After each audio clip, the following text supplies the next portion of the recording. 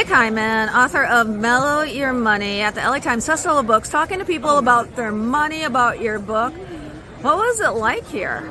It was fantastic. So cool to see people excited about actually holding books.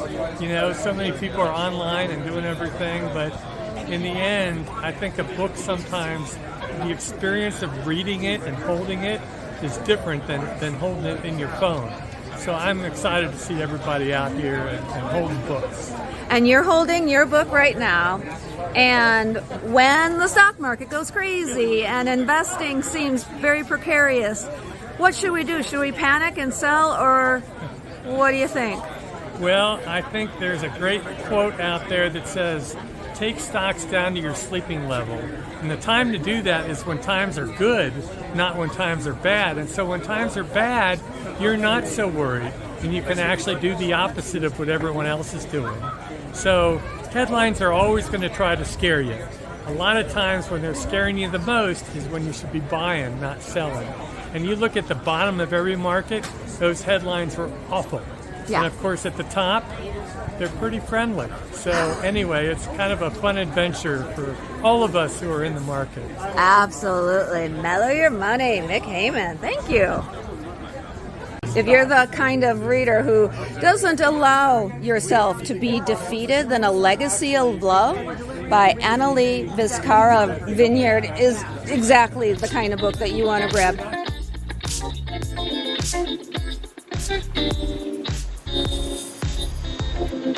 Peter Gribble is the author of the City of Magicians series, and he's been here signing books at the LA Times Festival of Books. What do you think of this place? Amazing. It rained a lot yesterday, but the sun came out today, and people bought books. Amazing people. Readers are wonderful people. So are authors. Absolutely. Okay, tell us really quick a little bit about the characters that folks are going to meet in your books. Okay, Sas is forced to be the diplomat to a barbarian leader, and he doesn't want to be. Lalia is trying to survive becoming a member of a secret society. Oh my. Lots of intrigue and lots of, shall we say, societal strife going on in a really compelling fantasy series. Peter, thank you. You're welcome. Thank you for having me. We've got some really cool titles here this year. I just want to point out this one in particular. So the author, Paul Vikett, he couldn't be here today. He's a BookFest Award winner. He actually, now I honestly can't disclose too much, but let's just say he has a very strong connection with the military. He discovered some blueprints once for an underground area inside of a military warehouse. That's not supposed to be a thing. There's meditation involved, contact with extraterrestrials. Spoiler alert, they don't necessarily like us. We're not quite up to par yet to be welcomed into any kind of a galactic situation. So it's fiction, it's sci-fi, it's adventure, and it's based on real life. That's the Disclosure Paradox by Paul Vikett. Carla Olsen is from Patagonia, and Patagonia is more than just clothing. You guys do books too, right? We do. We have actually published 75 books in the last 15 years. This is just some of them. Oh my goodness. Yeah. And they all have a very distinct vibe to them. What kind of books do you publish? So we publish books on the sports we support, of course, adventure memoir, climate change memoir, and then environmental issues, as well as some books that explain the structure of our business and our philosophies behind business. And Patagonia has such great philosophies behind business. So supportive. Thank you, Carla. I appreciate it. You're welcome. Oh, and I should say they're all printed on 100% post-consumer waste recycled paper. So we try to minimize the footprint as much as possible. Oh, amazing. Bravo for that. Thank you. All right. Thank you. Check out a book or two here. You want to take a roller coaster ride to the end of the universe and maybe, just maybe, see what happens when a mother gets in the way of a mining corporation? Well, let's just say Moms are tough, aren't they? This book, Born in Space by Jeremy Clift, is definitely one to check out.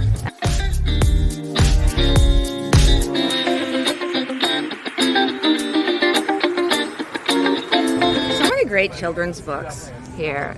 Belle and Chloe, for example, Reflections in the Mirror. It's the story of twins, and something very unfortunate happens to one of them. And it's the story of their relationship and struggles and resilience. Marjorie Grinnell. Now this book, Temple in the Sand, the Memoirs of a Pharaoh. How are you writing Memoirs of a Pharaoh? Well, it's very interesting. I found out that this particular pharaoh had a diary that he wrote. Not his scribes, but the pharaoh himself. And they say that it is buried somewhere hidden in this temple. And so I thought, well, I think maybe the pharaoh wants to speak through me. So I wrote his diary. That's amazing. It's won awards as being a pseudo-autobiography. Because, of course, I'm not the pharaoh, but I wrote his autobiography. Right. Oh, that is so fascinating. And you're here at the LA Times Festival of Books. What's it like? Are you having fun? Yes, of course. It's just wonderful. All of these people and wonderful conversations and good colleagues. It's fabulous. I really enjoy it. And you got the amazing bookmarks. And it looks like bookmarks papyrus. Yes, they're papyrus from Egypt, from my trip to Egypt. Oh my I was there goodness. in October, and I bought a number of bookmarks.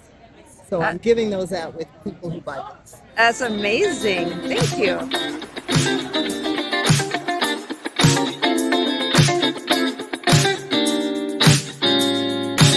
Oh, it's kind of cool.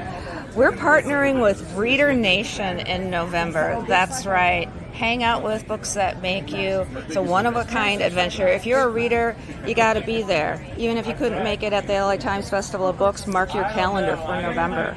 Trin is the president of the Greater Los Angeles Writers Society. Tell us about this organization. The Greater Los Angeles Writers Society is founded on the idea of writers helping writers. We don't limit ourselves by genre, gender, or anything else. Although when I founded it with the late Tony Gerardo, we were primarily and still are primarily a science fiction. A lot of roots in science fiction because that's where Tony and I met in the science fiction community. But we have people with all styles and interests. We have critique groups. We have special speaker events. We do events like this here at the Festival of Books. All sorts of things like that. And that's pretty much what we're about.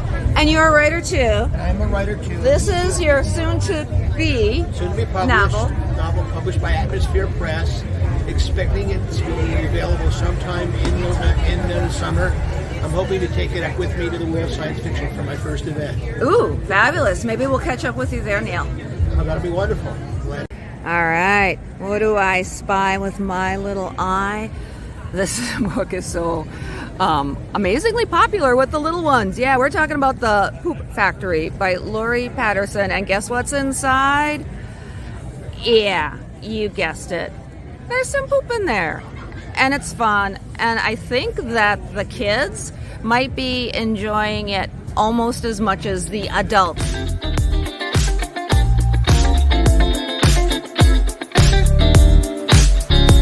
What Happens When You Get on the Wrong Side of the Flame by Renee West. Ooh, things get a little bit interesting. This book is here at the LA Times Festival of Books. It's a Book Fest award winner, I might add, and one of many that folks can grab. You know what moms love? They love books. And with Mother's Day, Mom's birthday, summer coming up, maybe Mom's going away on a trip. It's all because of my mother that my story had an auspicious beginning. This is the perfect kind of gift book for mom. Actually, for anybody, for families. It's all about, honoring one's mother and remembering everything that they did for them. What's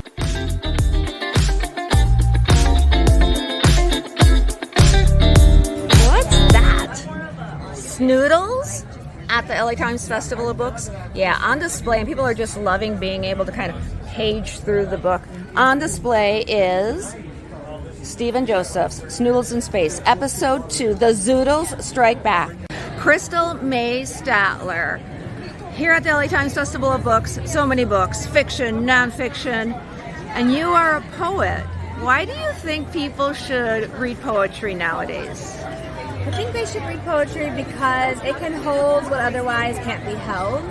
And I think there is a misperception that poetry is inaccessible or too difficult to read because of many of the greats, wrote using really, really big vocabulary. And my hope is that with my book and many other books that are here, people will feel like it's accessible to them because it's everyday language and it's holding the thing that cannot be held.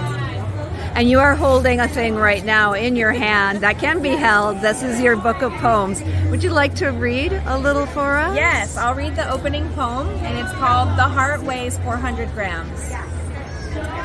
In a manila envelope, the last moments as a body are identified by toe tags. The refrigeration wraps like a hug and chills the webbing scar of the left hand. The external examination describes tattoos.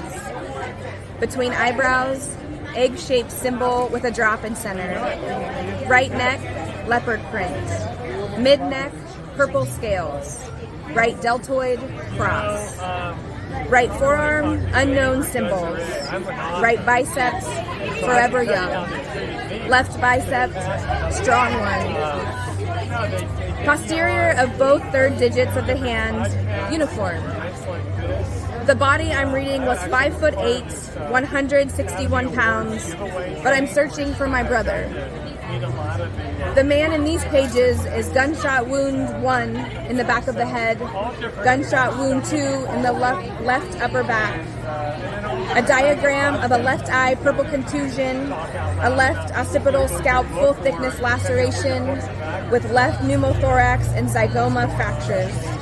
Another Inglewood police homicide story. I'm screaming for my brother. Oh, that gets me. That's beautiful. Bravo. Thank you. What happens when a cursed widower has to forsake his faith? Oh my. This is Muldoon's Misfortune, and it is by Evie Sparrow. It's a Book Fest Award winner.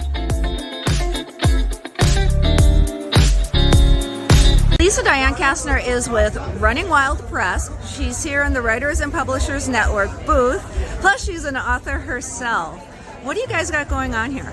Oh my gosh, so we have the most fabulous set here in the WPN booth number 200 across from the poetry stage, and we are currently selling books for $10 a pop, and all proceeds go to Habitat for Humanity.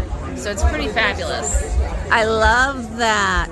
Now, here's like a little glimpse. You're premiering some of your authors' books from Running Wild, but you have a book as well. Can we find out about that? Yes, I do. So actually here, so this is the first in a series about lycanthropes or werewolves, and it's super fun. It's a dual narrative where we've got modern day as well as like historical fiction in it. And we've actually had several people come up to us and say, oh my God, I read this and I loved it. And they brought their friends over to buy their own copies. So the second book is called Family Pack. That one's already out. A third book, which is actually a collection of short stories written by fans, that comes out October 15th. And the third book in the actual series, I'm currently finalizing that one, and it's called War Dogs. And it's set, also a dual narrative, but part of it is in the days of Ponce de Leon and Christopher Columbus, and how they used war dogs for when they were invading different lands. So it's pretty cool.